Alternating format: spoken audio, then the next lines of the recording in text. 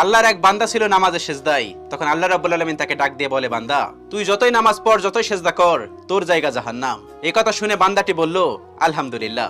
আল্লাহ তখন বলে, এই বান্দা, জাহান্নামের কথা শুনে কেউ আলহামদুলিল্লাহ কয়? বান্দা তখন বলে, আল্লাহ, জাহান্নামের মালিকও তুমি, জান্নাতের মালিকও তুমি। তুমি আল্লাহ খুশি হয়ে যদি আমাকে জাহান্নামও দাও, তাও আমার আপত্তি করার কোনো অধিকার নেই। আল্লাহ তখন বলেন, বান্দা, জাহান্নামে গেলে তুই পুড়ে যাবি, তোর খুব কষ্ট হবে। বান্দা তখন বলতেছে, আল্লাহ, কষ্ট শুধু আমার হবে না, তোমারও হবে। আল্লাহ তখন বলতেছে, বান্দা, তুই পুড়বি জাহান্নামের আগুনে, আমার কষ্ট হবে কেন?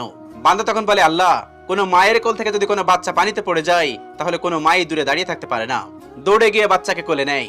আমার বিশ্বাস ওই মায়ের চেয়ে কোটি কোটি গুণ দয়া তোমার বেশি। আমাকে জাহান্নাম দিলে তুমিও আল্লাহ শান্তি পাবে না। আল্লাহ তখন বলে, বান্দা, এই দলিল তুই কই পাইলি?